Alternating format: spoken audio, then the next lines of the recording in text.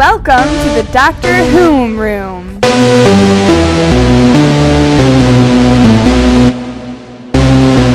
Hello everybody, this is basically a very informal podcast. If you've heard the Time Meddlers ones previously, it's not really much like them. We still have notes, we still will have things that we will go into a bit, but it's not at all going to be, as, formal. It's a very relaxed sort of discussion. Spoiler alert! Spoiler alert! Sure. To start it off quickly, we'll have an introduction to each of us. Basically, you probably know who I am. I'm Pcjonathan. So, yeah, I don't really need... The founder of this site. I don't really need much of an introduction. So, that's Timelord50, Alec, whatever. Yo, hello. Well, I'm the same as PCJ. I am a co-founder of Doctor Who Media, a massive Doctor Who fan. And yeah, as you probably can tell by my voice, just a little nervous tonight. It's interactive like normal. We'll have Ian Redman, who's one of the TTM people, commenting with his very strange, witty, slightly stupid sometimes comments. I'm so glad I can say that here without him. So yeah, shall we start the actual discussion? Yeah. Yes, let's jump right in. Like calm me down just a little. You can't. You're very welcome, Ian. You're very welcome. Completely. Ian, you're awesome. She's trying to get on your good side. I am on his good side, hopefully. Stop creeping. Not creepy at all. Not creeping. No. You can't use that word, you're British. We invented that word. Okay. I'm pretty sure you did. Awesome. Right. The first thing that I've got on my list is that, strangely enough, I don't know why this appealed to me so much, but right after the titles, when they start going into the whole Manhattan thing, you don't see, you hear a song, and it's sort of you hear, I'm an alien, I'm a legal alien. Does that kind of not give you a little bit of a squeeze? Jonathan will never stop creeping. Thank you, Ian. That makes it so much better. See, oh my goodness. I see that, I don't know, alien is kind of like a universal, I don't know if it's universal, but America, it just means someone who's here and like not allowed to be. So he's like an immigrant who's here and not really allowed to be. So it's just sort of... I think the Doctor could get away with it. He's got a psychic paper. Well, yeah, he definitely could get away with it, but it's just sort of one of those things where, I mean, I'm not an alien, I'm a legal alien. It's just sort of like, what is he? Like, it's double, because not only is he not from this planet, he's not from, well, technically speaking, he's not really from around America, so it's just sort of... But do you know what the great thing about this piece of music is? It's its title. It fits in so well. It's actually called Englishman in New York. Really? Does that not fit in well with the whole premise of it? Talking about Rory. That works. Yeah, pretty much. None of the rest are there at all. Another thing that we've all thought about is the actual cover of the book. I wouldn't say we've all thought about it, but I know. Do you like the whole idea of the cover of the book and what they both think about it? And the fact that Amy really wanted to see it when the Doctor didn't want to let her see it, even though he liked it? And the fact that River didn't like it? It looks like it's... I was under my impression that it was supposed to be River. That's what I thought. That's a good impression there. I thought if Amy had saw it, he would have given a lot away. That's spoilers. a good guess. Yeah, because Well, she's like, let me see the cover then, and he's like, no, and he like takes it away from her. well, it's his wife. He can look at all the strange pictures he wants to look at. But do you reckon that they had an inkling that it was River? Because the Doctor never really showed any emotion, like, yay, it's River, it's my wife, or He anything. he clearly It's didn't like, really think about it because you saw the scene with him when he actually realised that it was River. Rory and River and Yeah. yeah. that sort of thing. You saw that bit, so he clearly did not know. But it just kind of corresponds with this whole character of not having a clue, really, because he said about the fact that he had it in his pocket. He didn't know where it came from. It just suddenly turned up and he started reading it. Did he not even think about that in the slightest? I would have loved to see more about the start of how that got into the pocket. Because I don't even think it ever showed in any of the previous episodes that No. involved River. I think we're just supposed to assume that River comes back, at a later time and puts it in his pocket in an earlier time. Like has the book finished and just sort of slips it in because it couldn't have come from anywhere else but River. So maybe it's either something that we missed or something that we just have to assume. It's going to be assuming off-screen thing. They're not going to put it in because there's no point. What is the point in putting something like that in? You don't need to. But My talking, point is, Amy publishes the book. They can't go back to Manhattan because of whatever time loss they or can't go something. back to They Manhattan have in that period, but they can go back to Manhattan, just not in that year / period / whatever. fair enough.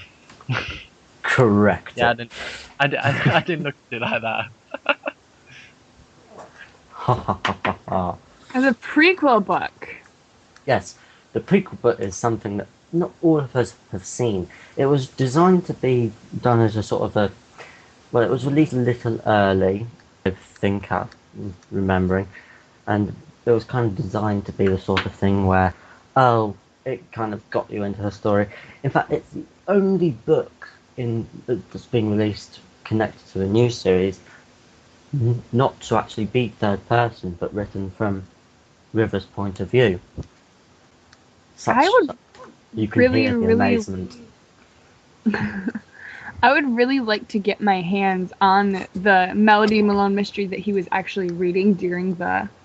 That is not released because the problem with the prequel book is that I know I thought, and we discussed this a bit when we were doing the TTM podcast, and that was we all thought that it was going to be the same story, Yeah, that's what I would exactly say. what he was reading, and it turned out to be something completely different. And I know what I was thinking because I didn't bother reading the chapter titles because that would have instantly told me it was different.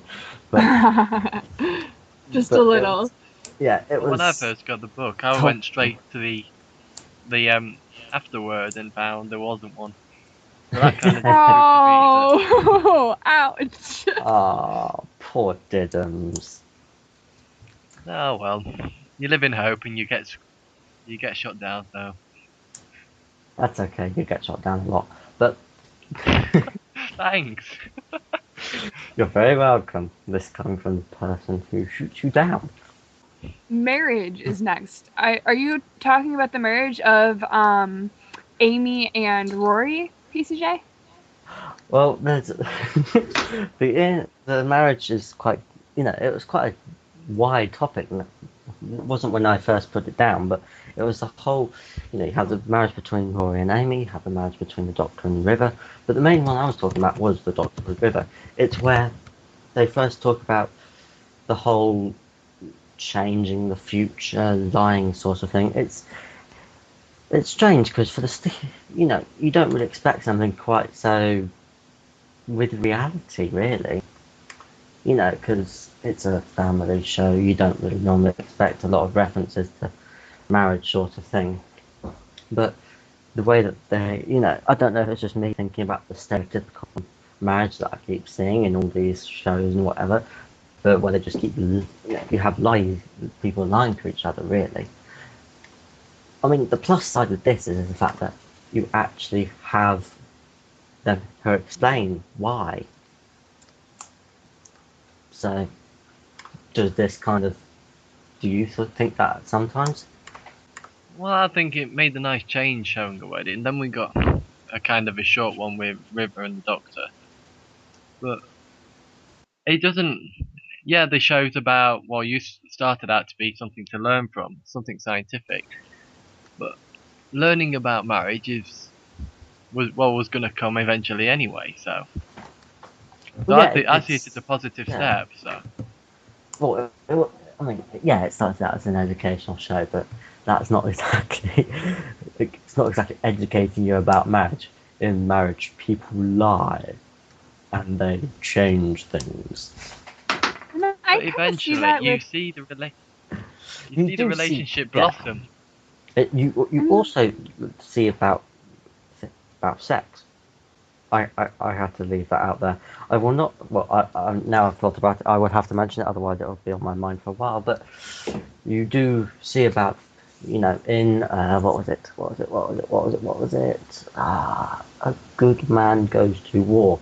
They talked about Amy and Rory having sex in The Big Bang, which, as a side note, they did it on a bunk bed, both confirmed by Gaiman and Moffat.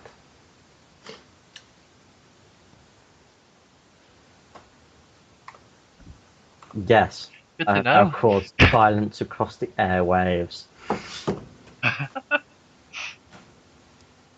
I think that the Doctor and River's marriage is a little bit shakier than any normal, marriage would be. Like Amy and Rory, there's two humans, and it gets a little shaky when you get into the Doctor with timey-wimey, wibbly-wobbly. But when you look at the timeline of the Doctor and River, like that's kind of like an ongoing thing that we never really know, what order things are going to be in until we have to really pay attention to what's actually going on between their relationship, because they always meet in the wrong order. Always. Pretty much. I mean, a lot of fans have released timelines, where you actually have to have graphical timelines of what, to demonstrate or put it into a graph of exactly what happens in what order. It's something very difficult to keep inside your mind. You need to, it's very easy to see it visually. There was also a and it's also, you gotta think, the River and the Doctor were married pretty, early on in River's timeline. So now she's going backwards. She's married to the Doctor, but he doesn't know it. You know what I mean? Does River actually know how many times the Doctor's attempted to get married? Go on. I mean, he tried to marry Marilyn Monroe. Isn't there like a reference to him marrying Queen Elizabeth I? No. He did not try to marry Marilyn Monroe. She tried to marry him. But didn't he marry Queen Elizabeth I? Or something went on with him? Oh, wonderful. I don't know if he married her, but he definitely had sex with her, because I don't know which... Yeah, it was the Virgin Queen. Okay. I don't know if it was the same queen, because I don't know history very well. But he did make a joke about it in... The Queen version is Elizabeth I. According to Gandalf, he is married to Elizabeth. Does that make him a bigamist? And he also was married to someone beforehand, before all this, stuff went on, because he had Susan. Susan was his granddaughter. Yeah, but he's a widow. In fact, actually, in the book that we were talking about earlier, it's sort of very heavily hinted at the fact that she died before an earthly child. That would have been her daughter, though, or his daughter. Would that be Jenny then? No. Could they try and tie that into Jenny? No, Jenny came way later. We're talking about the first Doctor's timeline. Yeah, we're talking about, but while it's on Gallifrey, actually, he had a wife, he had a daughter who had, assuming, had a daughter. Husband who had a daughter. All of these things. It's quite complicated, really. Well, that brings me to the next point I had, which is actually a big part of the episode itself. I was really happy to see Amy leave. I was Traitor. really happy to see Amy. I know a lot of people disagree with me, but she was on the show longer than any other new Doctor Who companion. I know there's some old Doctor Who or classic Doctor Who companions Shall that I stayed expand on that a bit? a lot longer. If you would like to, yeah. Well, Amy has actually had the most stories out of all of the companions. However, she hasn't, she's had the most stories out of all of them. It was actually her final story that made her have the most stories, which does seem quite cool, doesn't it?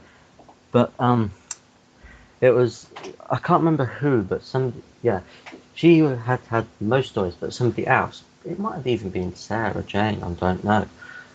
I'm sure somebody will correct me soon. I'm just waiting for somebody to correct me. But yeah, well, she has not been on there the most, but she has been on there the most out for new people. Yeah. And I think that, I mean, she was very self-centered. I mean, yeah, there were some really good things that she did. Like, she did save that whale and stuff, but it just, going on, she just was very, all about her, and it needed a change. And then one thing that I really, really didn't like about her is when she tried to kiss the Doctor on the night before her wedding. Like, that was a huge, like, Amy, what are you doing? You're gonna get married in the morning. Like, really, really... I mean, there are a few things that kind of link to her selfishness, but unfortunately, most of them are understandable. She tried to snog him, but then again, he's this mysterious, fantastic man who's just dying. Of course, he kind of caused her to almost die, but we'll ignore that for now. And the other time that she was most selfish was in The Girl Who Waited. Yes. But then again, she had a reasonable thing because it was more understandable. She waited for 36 years, but it wasn't like Rory who waited for 2000. He had a choice. She didn't. She was left there after being told that she'll be picked up really soon, and those two are kind of the only really selfish parts that I can think of. Amy made the Doctor go back. If you remember, at the end of The Angels Yes. Take Manhattan, she tells him to go back and tell her all the stories of all the good things she did and how her story would end.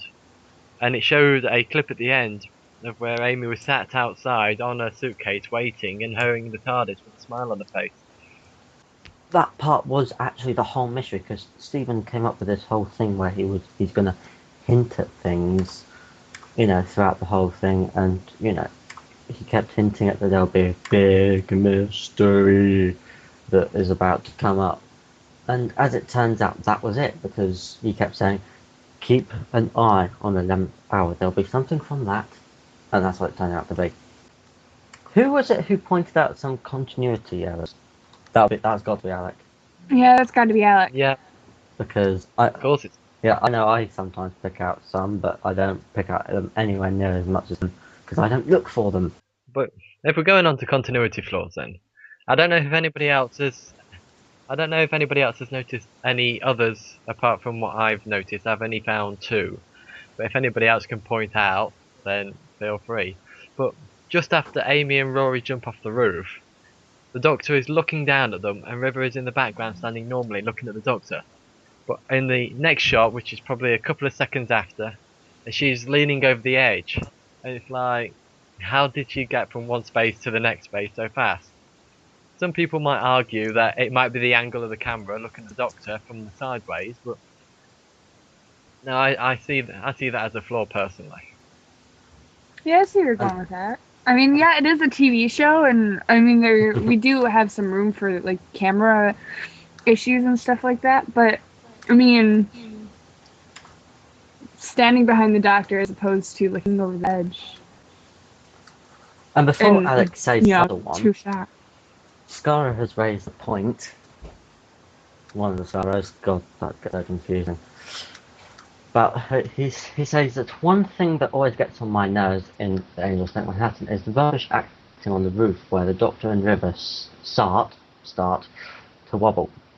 This is if I can remember, this is the point where after Rory and Amy have jumped and the paradox starts to happen. It's where the whole screen starts to go white with a sort of glowing effect. And they start to wobble, which is incredibly hard. Oh yeah. But that's something he hates. Does anything? Yeah, I see where you're coming from. I definitely see where you're coming from because they're just sort of like, oh hey, we're randomly wobbling all over the place, even though it's obviously not that. What?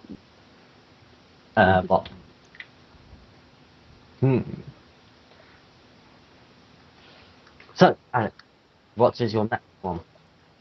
Okay, that one kind of just died out. The next one, I think I might have, when I made the notes on this, I might have got the timings the wrong way round. So, I think it's at 24 minutes in, if for those that really want to actually look in and try and spot these. But it's when the Doctor's looking at River's broken wrist. He sees it's pretty bad. She says it's pretty bad. And in the shot, the Doctor opens his mouth as he's like wincing in pain as he's moving her hand over to his lap so we can have a better look. But in the next shot straight after that, you look at him, he's looking at River and his mouth's shut. And it's like, unless he's got a supersonic opening and closing of his mouth, like, yeah, that Thank one's you for flawed that, as well. incredibly useful. And that was Alex's sad continuity flaws section. We should have one every episode. We should. That's interesting. I like it. It is, in fairness, it is a little interesting. Sad Yeah. continuity Yeah, flaws. it is a little That's interesting. going to be my own section, Now, isn't it? Let's see, how many times has Rory and Amy died? Shall we start off? Which one shall we start off with? Rory. You like Rory. You like Rory. He was erased from time and space with white light. I think it's the first time that Muppet decided to kill him off. Yeah. We thought that he was dead because the Centurion couldn't go near heat, and he was protecting Amy in the fire, and then we didn't hear of, didn't see Rory for, a few seconds, and Amy's really upset, and then Rory just suddenly appears, and she's like, oh my gosh. So we perceived that he was dead for a few seconds before we actually saw Rory. He was killed off in the Dream episode kind of twice. I don't know if we count that as twice or once. Well, I mean, it's probably down to how you want to perceive it, really. Yeah, we could even kill it, say, 0. We could do.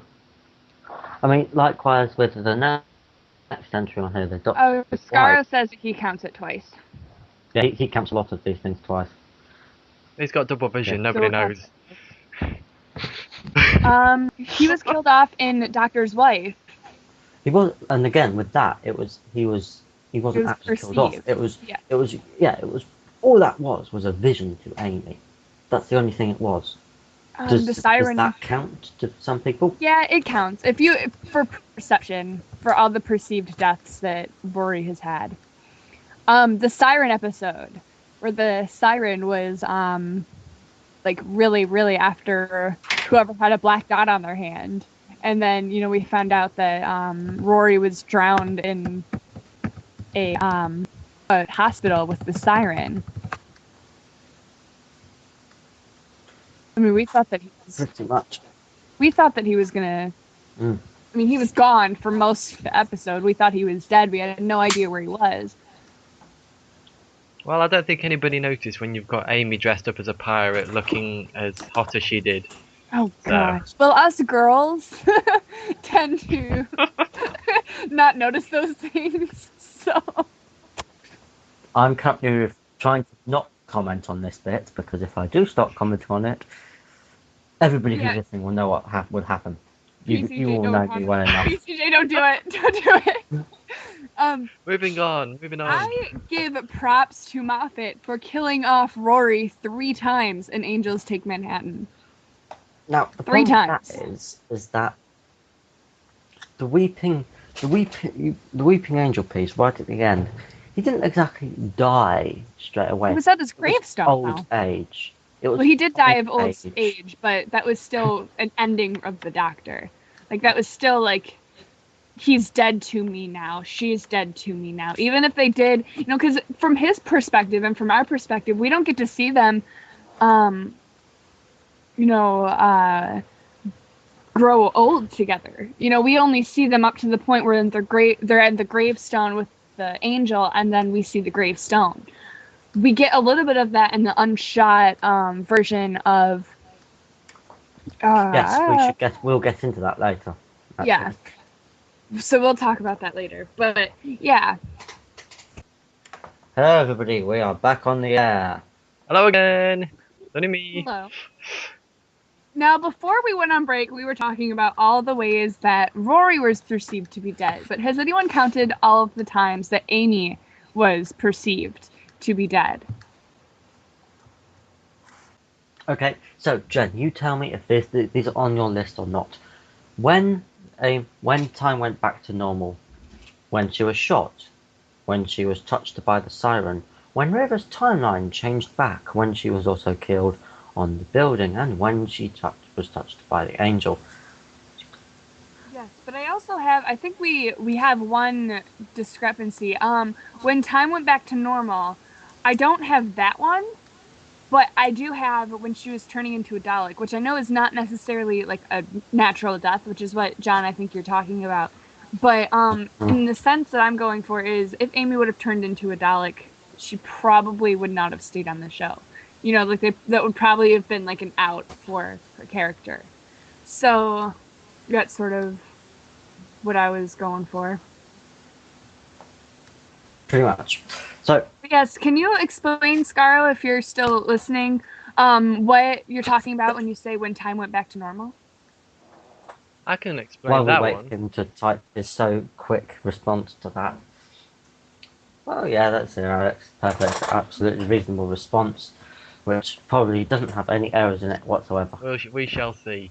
When the Doctor jumped back into It was the sarcasm. TARDIS with the Pandorica, the time started rewinding. Pretty much rewinding time is like rewinding your life. And going right back to the start is pretty much killing you off. I think Scarro might agree, but like everybody was pulled back and like destroyed as a new Big Bang kind of restored itself. Does that make sense? Like a computer Yeah, and backup. that's sort You of delete the old It backup. sort of that's makes what sense. Which Scarro? Oh, the things I could say to that. the Scarro Revenger. Would now be a good time to mention that my catchphrase is I am surrounded by idiots. Ah, goodness. So, I'm just going to leave that out there for a bit. Look, Scarro. Another thing that I pointed out, you know when Amy's wearing glasses, the glasses that she's wearing in the beginning of the episode, I don't know how long it's been since some of you've seen it, but the Doctor gets kind of upset because he sees lines like underneath her eyes and is like, it's the glasses' fault, and then he takes the glasses off and puts them back on and is like, oh, never mind, you know, like I don't see lines under your eyes. And then he uses those glasses to read his book. Well, Amy goes back in time without those glasses. And in The Snowman, the episode The Snowman, the Doctor is wearing those same glasses that were Amy's when Clara picks up or not Clara, it was Madame, what's her name? Yeah, her. When she picked up the phone and said that Clara had given the one-word response, which is pond. And then you see him sitting there with Amy's glasses and the phone, and his face just kind of like drops, and he's reading a newspaper or a book of some sort. And so that what I connected was those were the same glasses. I thought that was pretty neat. Don't forget that he actually took those glasses off and took a good long look at them when she gave him that phone call. Yeah, he did. He took off the glasses and he looked at them. Pretty vital detail there, and making sure the connection's there. Well, hey, I did my best. Yeah. Now, Alec has raised the point, which actually, now I think about it, is a fairly good one. I'll let him explain. What I raised was what happened to the bodyguards of Ghana when River was with the angel, caught in the grasp of the angel. Rory got taken down to the cellar to the baby angels. We see Ghana with River. The TARDIS comes in, but we don't see any bodyguards around that area. Around that time frame in the episode, we see a quick glimpse of the bodyguards at the start as they go to the mob man's mansion, but we don't see them much after they've chucked Rory down the cellar. So my opinion on that is, did they get killed off by the angels? Did they run away? We just don't know. Any thoughts? I think it's like that's a good thing. Like I've never thought of that before, but I think it would be pretty interesting to take the assumption that they themselves got the one thing that they were trying to do, which is, you know, kill other people off by weeping angels. They themselves got in trouble and got zapped back in time themselves. I think that would be an interesting twist. But yeah, you're right. We never do know what happens to them. Pretty much, and it's a very bad point because I can't really think of anything else. Well, he mentioned that, you know, they don't really seem like the sort of people to run away. They've been around the Weeping Angels long enough. They know what they're like. That's true. So they don't really seem like the sort of people who would run away. But then again, like I said, they've been around them enough. We really just don't know. You know, because as far as I see it, they would have been shot back already. As far as I see it, the only times that the angels ever got in is when River, the Doctor, and Amy left the mansion, and Garner woke up and he saw the door open, and then all the angels managed to get in then. You don't actually see, apart from the one that's chained up, any other angels during those scenes. Pretty much, yes. So, moving on to the next point. Okay, fine, okay. Yep.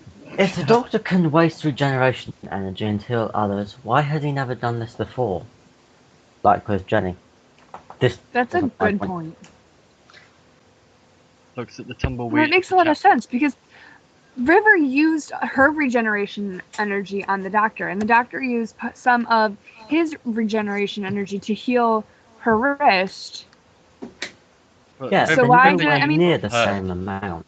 Could have saved Jenny. He could have saved, you know, the Master. He could have saved a lot of people. Sid says it's because of Moffat. But River used all of hers to save the Doctor from dying of poison in Let's Kill Hitler. Jane Doe, to give you a run-up, we're talking about the one of the points that's on that we just made is if the Doctor can waste regeneration energy and heal others, why has he never done this before, like with Jenny or the Master or the countless other characters like from Voyage of the Darned? I know, I can't swear, I can't do it. So that's what we're kind of discussing right now. Pretty much. Having said that, though, we still have the unanswered question about, does the regeneration in the Stolen Earth / Journey's End story count as a regeneration? Because it never completed, but there was enough energy there, clearly, to heal himself and create another copy of himself with Donna's help. Yeah. Well, another thing, too, is I don't know how to explain this here. I mean, that's a good point. And I think that Sid hit it right on the spot when she said that it's Moffat's fault. Yeah, SM syndrome. We can blame it on SM syndrome. Yes. Yes, it is free. Have you actually tried to open it yet, Skyro? Yeah. Yes, we can blame Moffat. Another thing that's on our document is how come no one noticed that the Statue of Liberty would be walking around with, you know, the scary mouth. This is, yes, growling. it is Katango. Katango is HTML5 compatible now. Okay, yeah, the Statue of Liberty this is a very it's my biggest plot hole really. You see, out of that entire city, how can it suddenly just move? Why does nobody see it? You clearly see cars moving about underneath the very building that they're about to jump off. And we all know that New York is the city that never sleeps. Yes, So, most definitely. I mean, there's never, ever, ever, ever, ever, ever a quiet moment. And, well, I can't really say that because of the 9/11 attacks. But, I mean, New York City is that city that just keeps on going, keeps on trudging. There's always something going on. So the fact that, like the Statue of Liberty was there and we did see cars, I can see the Statue of Liberty being a weeping angel if no one, because everyone in New York City, somebody is looking at the Statue of Liberty at all times. That'd be a perfect imprisonment for a weeping angel. But the fact that the weeping angel got off of its pedestal is definitely and a it managed plot to hole. walk, and it also completely contradicts the fact that they are faster than anything you can imagine, because you have the footsteps, you have it took a while to get there. Oh. A lot of people, though, have mentioned that that which holds the image of an angel becomes itself an angel. A lot of people And think that's that, screwed. You're screwed with that one. Okay, yeah, then a lot of that people think it's a basically big screws up. big picture of the Statue of Yeah. Liberty that comes to life. So the statue doesn't actually move. A lot of people will just see that on its plinth, and it's just actually a big picture that's probably painted on a billboard or somewhere that Well, actually comes to life. the thing about the Statue of Liberty is that's like the sign of New York City. So, I mean, there is a lot of Statue of Liberty memorabilia everywhere in New York. Everywhere you go. I mean, there's Statue of Liberty, souvenirs, postcards, posters, just so much Statue of Liberty everywhere in New York. So, if there's this humongous, Statue of Liberty, also leaves the question of if the Statue of Liberty is a weeping angel. Yeah, plus every single New York license plate has a Statue of Liberty on it. So that's another plot hole there, whereas the image of an angel becomes an angel. So And let's not forget that if you look at a statue for too long, you get an image of the weeping angel in your eye. You're that's screwed true. even more then. Yeah. And the So problem then with this is that why has this not happened? yeah, because I mean, people stare at the weeping angel all the time. A lot of people have also said that the streets being quiet in New York could be down to the fact that the angels have already got and killed a lot of the people that live in New York. They could have just Wouldn't been, somebody have noticed that? well, I I mean, noticed there it would be a too. lot more weeping angels in New York than we saw if if the Statue of Liberty was a weeping angel. Well, River was shocked when she says that almost every statue has been taken over by an angel. It's like she's the detective of the angels. Why is she shocked now when she kind of knew about it before? Does that make sense? Pretty much. You can't follow that one up, can you? See, she Well, I had another point in mind, but yeah, if she was even shocked that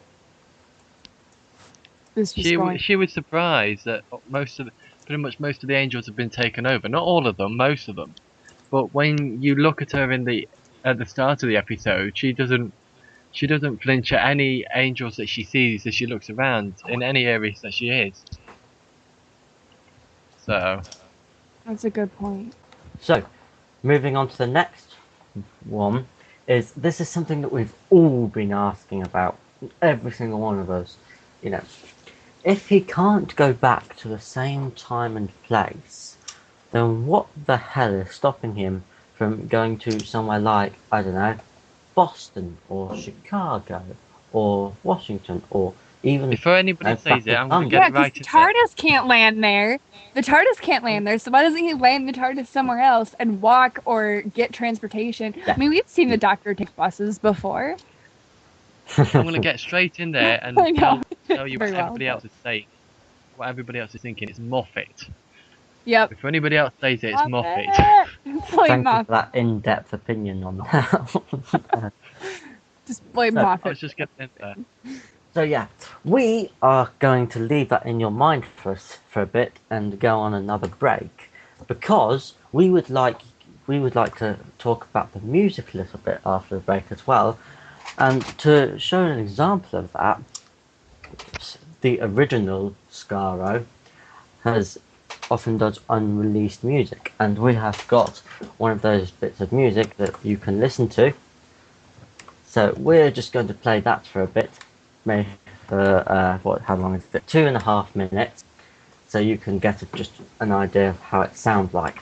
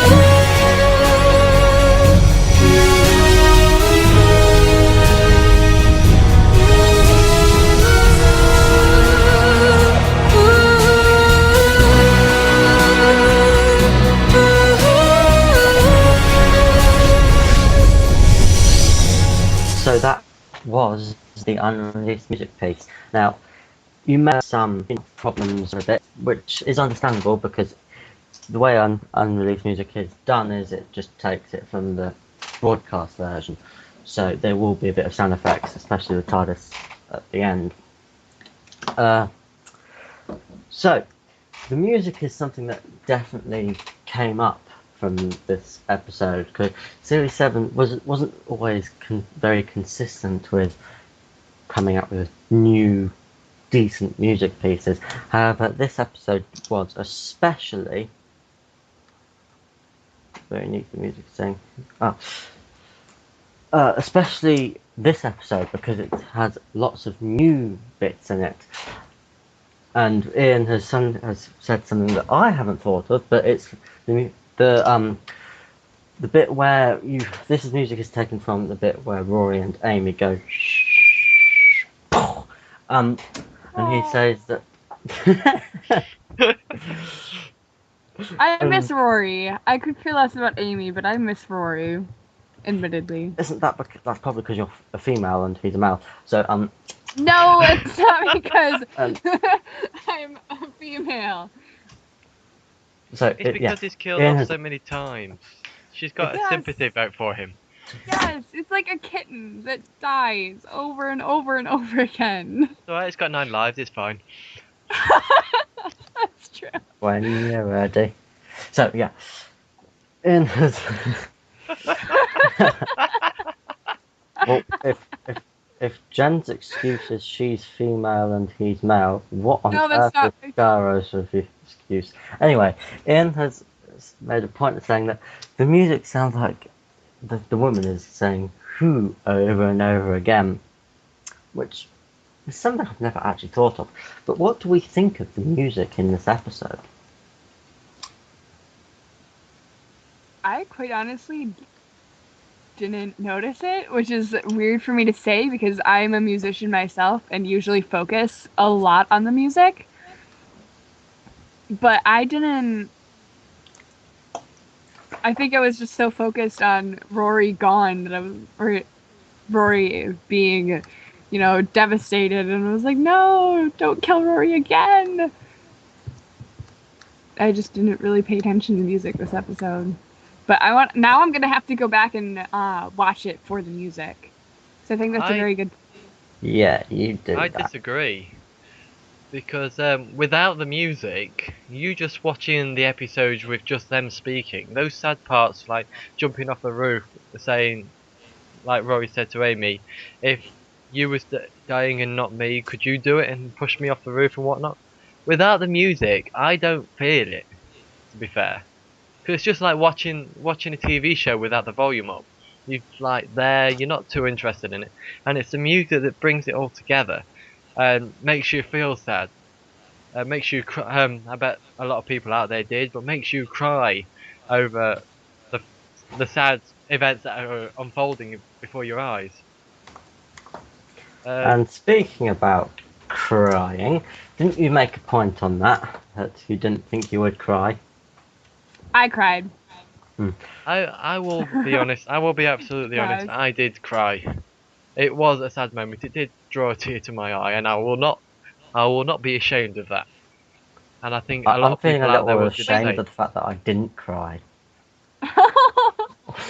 Well, we know you're just hard-hearted anyway, so we're fine with that. Oh my gosh, that is totally being coated and plastered all over. I'm ashamed that I didn't cry. Thanks. Thanks. As Cat's got it perfect, quoted as heartless. But we all knew that anyway. We knew he was cruel and twisted. I'm not sure why Alec is disagreeing, because I agree as well. But yeah, you do cry at everything, Sky. You cry almost as much as Jen, who gets so excited at things. You literally just have to say hi, and she will bounce up and down like there's no tomorrow. But yeah, I'm a little bit of a spaz sometimes, but that's okay. We're all a little bit of spaz. You're a little. I'm going to quote that one then. But I'm a little bit of a spaz. Okay, that's a lie too. I'm a lot of a spaz.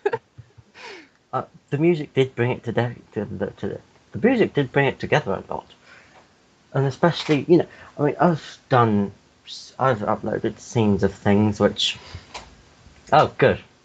Ian is a heartless sod as well, but At least he wanted to. You didn't want to. I didn't want to because He wanted to. He wanted to cry, but he didn't. Isn't that even worse? No.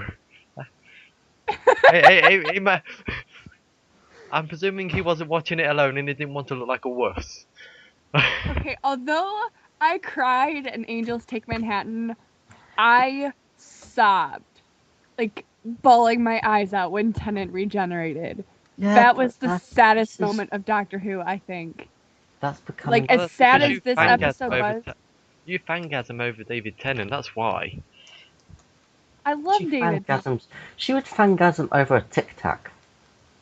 I love Tic Tacs. Shut up.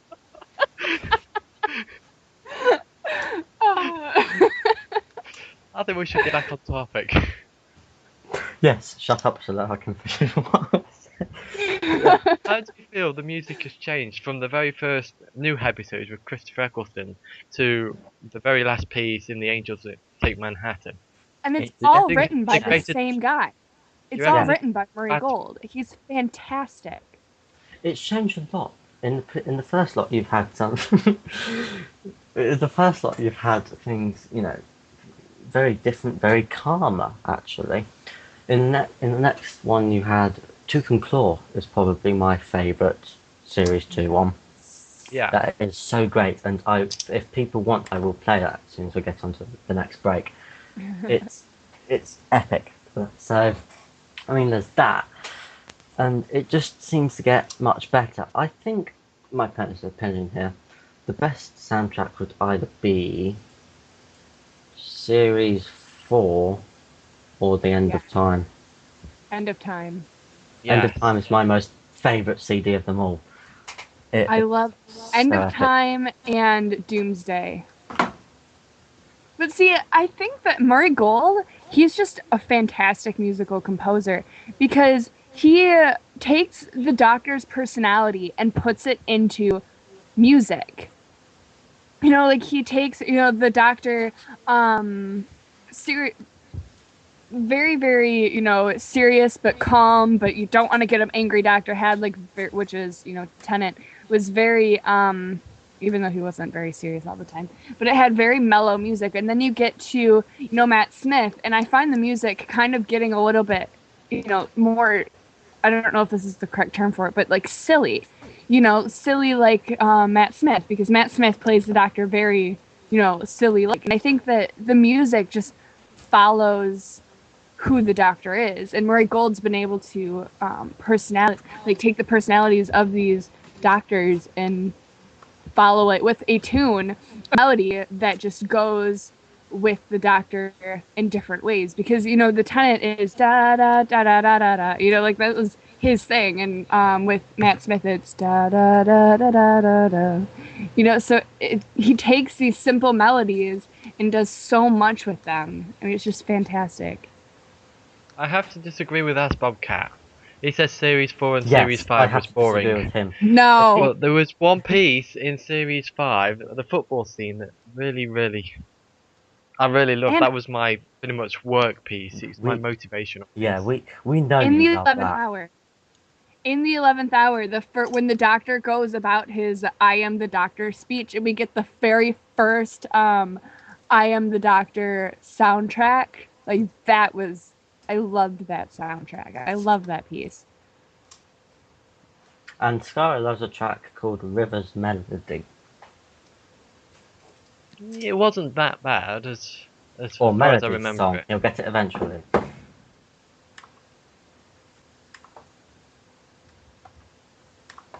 But yeah, I think "I Am the Doctor" has got to be all the Doctor pieces that has ever been it's kind dedicated of out there. the overarching thing, because it's had a lot of variations from it.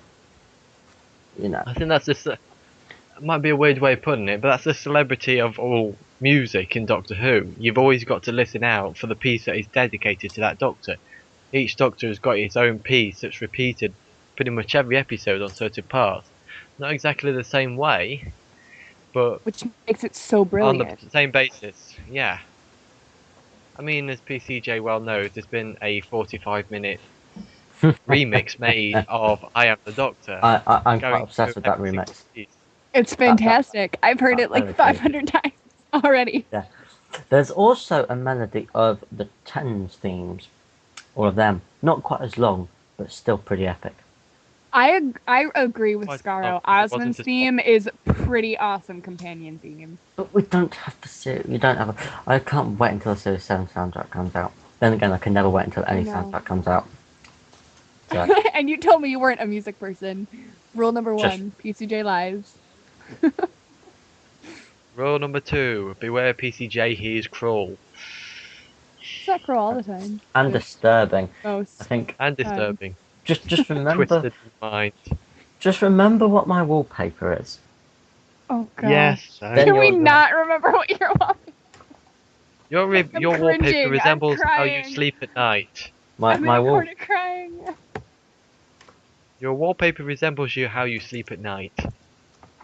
As long as it's not, Weeping sleep- Angel. I guess I I'm sleep okay. all transparent like. Exactly.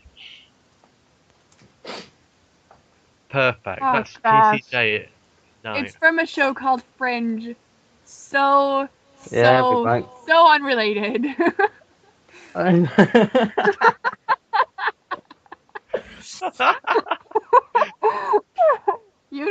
it, Scarro Revenger. Oh. Please don't even. Don't even. It's really, really disturbing.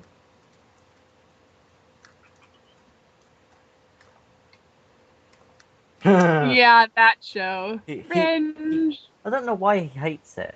He has never seen it. Don't hate on it until you've seen it. You hate I know on it. Jen Yeah. can't stop watching it now thanks to a certain someone. She now gets no work done. Isn't that right, PCJ? You've given Yeah, Jen a reason to escape from her work. She's slightly obsessed with it now, which She is. It's okay, quite. but We Slightly blame obsessed. you. Wait, You're who's the slightly cause. obsessed with what? I missed something here. that's okay. Okay, who said that is disgusting? Of course it's We disgusting. need names man or woman Of behind course and on it's 244. disgusting. It's why I put it as my wallpaper. I don't put weird.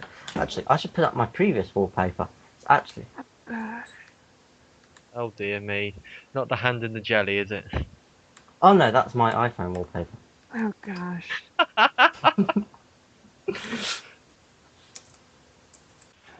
We were on a pre-final point because it's the last point on our notes that I'm aware of. Oh yes, there were some questions about my logic of when and what I would do with the TARDIS.